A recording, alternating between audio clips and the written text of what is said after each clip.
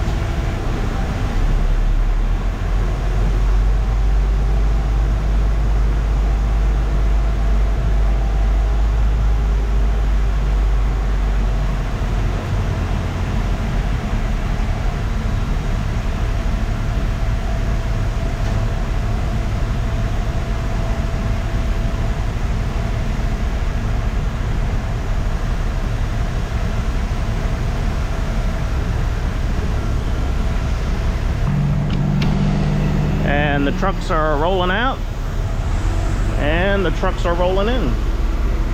We've got 2 more, I think, 3 more that have come in after me.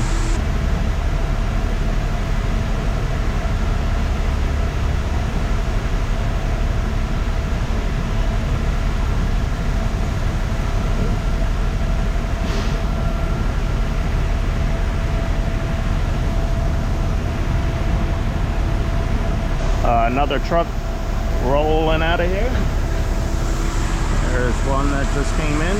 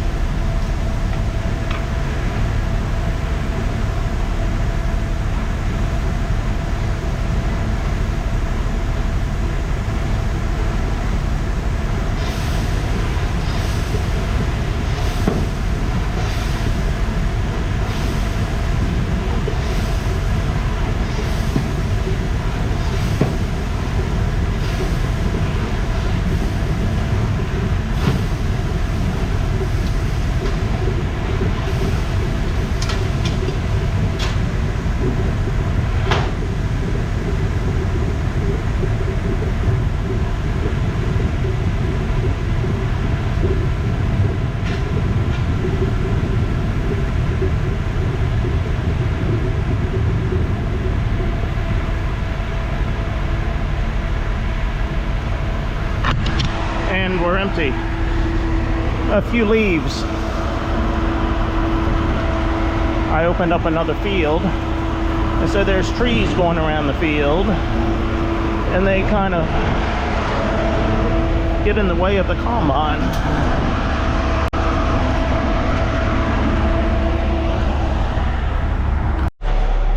He's got a load on there.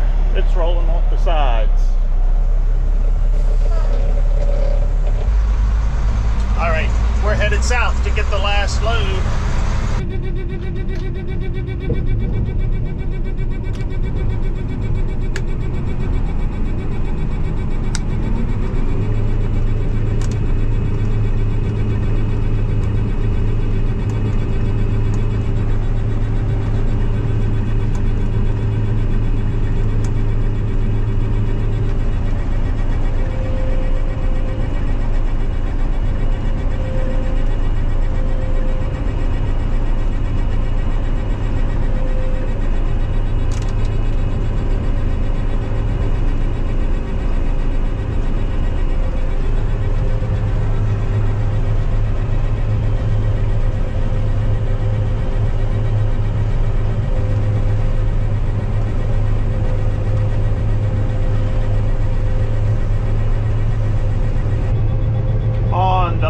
Pass of the wheat harvest for 2024, and I've got to be careful because I know there's a groundhog hole coming up here, so let's see if I can straddle it. Is it this spot right here? Yes, this one here, and I think there was one other one right there, yep. It was over there. I had already gone over it, covered it with straw, so didn't see it.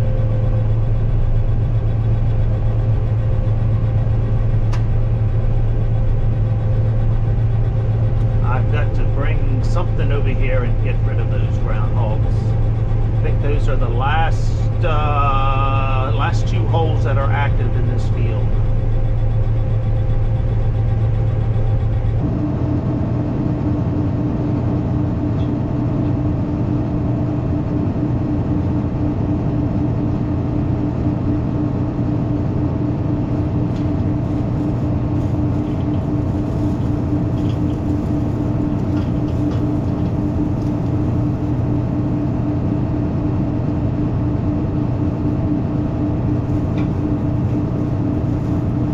Hey, I bet the guys with those 40-foot header carts can't do that. E-man!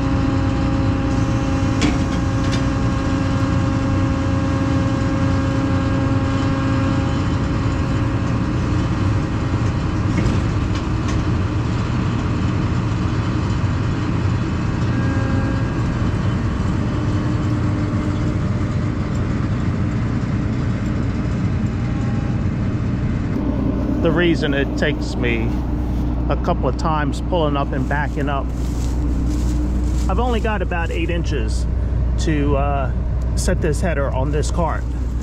So it's 2 different stands here.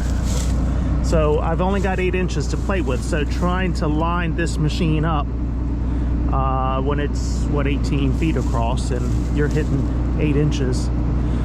For me, that's a little difficult. So I guess the guys with the 40-foot headers are saying, yeah, we can do something that you can't do, and that's get the header on the cart on the first try. Or can they? I'm really not sure. I've never, I can't say I've actually watched any of them put it on a header cart.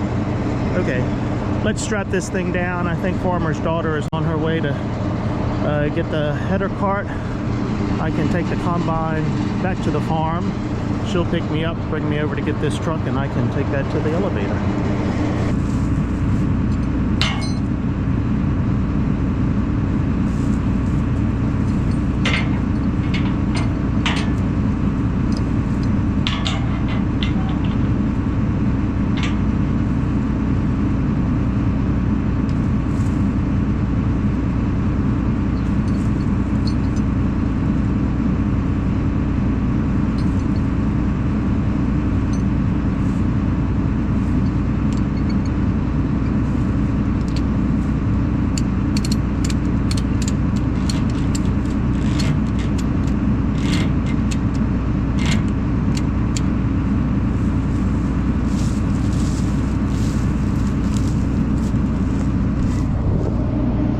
Ready to ride. All right, the last load is off.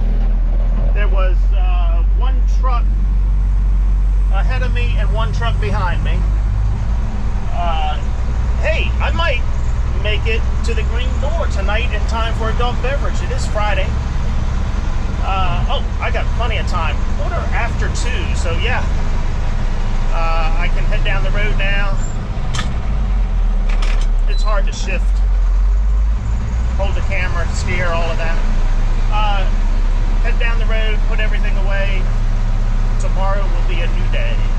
Okay, let's do some figuring here to find out what the average was on this week. Okay, let's see. Can you see there? All right, calculator. I had yesterday I had 574 bushels on the first load. I had 558 bushels on the second load. This morning I had 513 bushels. And this last load was only 371. So 2,016 bushels total, and I had 26.5. I had 31.5 acres, so let's divide that by 31.5. There we go. I averaged 64 bushels to the acre on my wheat. All right, I think I have time for a blowjob. That is, I've got time to give the combine a blowjob. I remembered to put the blower in the back of my truck this morning, so all I've got to do is put some gas in that, and then I'll go up and blow the combine off. It is darn hot. You know, it's, well, I can tell you what the temperature is. Let me pull up my handy dandy weather app for the weather station down here. And it says, loading. Sweetwater, Tennessee. I'm not in Sweetwater, Tennessee. Anyway, it's 91 degrees in Sweetwater, Tennessee. Oh, it's not as hot as I think it is down here at Deep Creek Farm. 83.8. Feels like 88.6. We've had a high so far today of 86.2.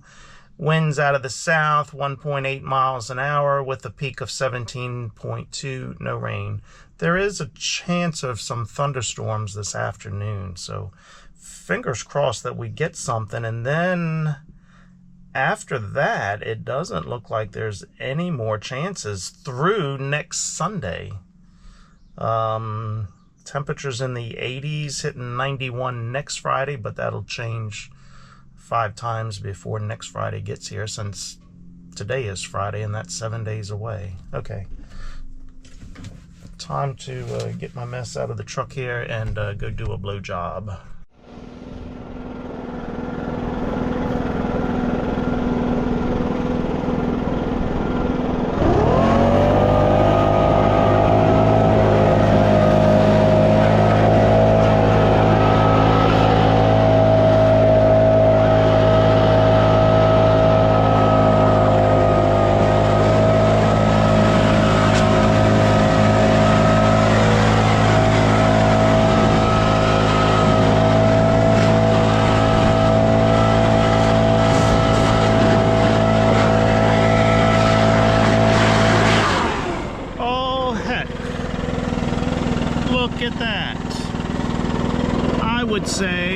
have a bad bearing.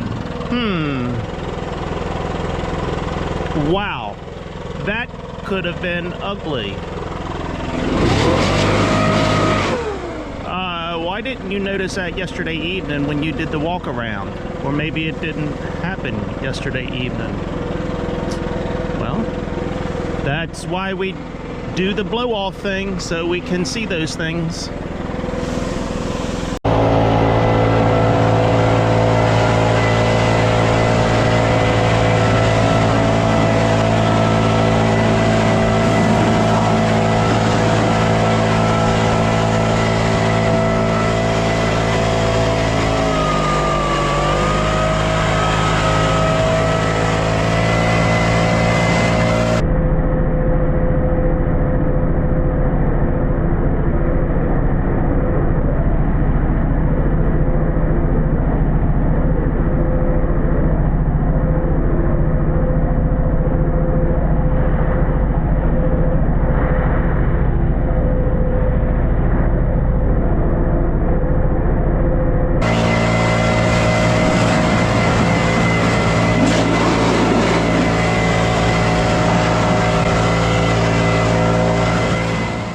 I've got it all blowed off.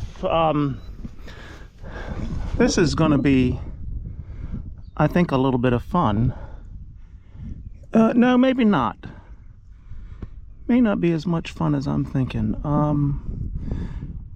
Once I take the housing off, I believe I can get a puller and get behind there to pull that off of the shaft without dropping the whole chopper off of here. So some of you don't realize how bad this could have turned out, especially in wheat straw. This thing got really hot, you know, once that bearing left out of there. Once all those little balls went out of there, they probably dropped on the ground. They were hot. They could have started a fire down in the straw. This could have thrown a spark with this metal against metal. Now, being on the back side of the combine would have probably been okay. No fire here, maybe a little bit in the chopper, but that would have blown the straw and the fire right out. But it could have gotten into that field, and with this wind the way it's blowing today, man, it could have gotten ugly. You've got to be careful about bearings going bad on a combine, especially in a straw field. That's probably the worst out of the three crops that I do: corn, soybeans, and wheat. But yeah, in that wheat field, everything is just so dry. I'm going to go back and look at my video from yesterday evening when I did the walk around. I think I would have noticed that, as bad as that was. I'm guessing it just happened today.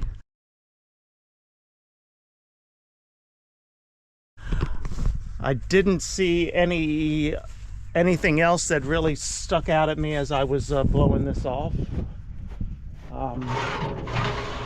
Maybe if I'm feeling good tomorrow, I'll get the pressure washer out and wash this up good. And I've got a few things I need to do to it over the summer here, the bearing being one. And I just want to go through it. I think there's a couple belts I want to change as well. All right, I think I can back this in the barn. You don't need to see me do that and run into the barn, because it is a tight fit the way I have to back it in there. So I'm going to end this video now, and I'm going to say, oh yeah, and of course I've got to fix that issue. But I think that's going to be an easy diagnosis.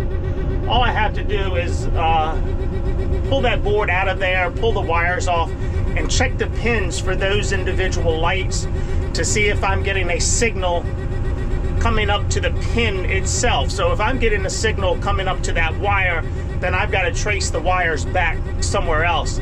But if I'm not getting a signal there, then that's going to tell me that the circuit board itself is bad. And so then it'll just be a repair or a replacement on that. So yeah, as I was sitting in this combine the last couple of days thinking about it, trying to figure out how to figure that out, I think I have it. So it should be fairly simple. I'm hoping, this sounds strange, but I'm hoping it's the circuit board that is the issue and not the wires going back through the harness and through the combine, because that could be a problem, chasing those wires and trying to figure out where that issue is. So, all right, time will tell. I'll keep you updated on that one. All right, now I'm gonna say, see ya! See ya!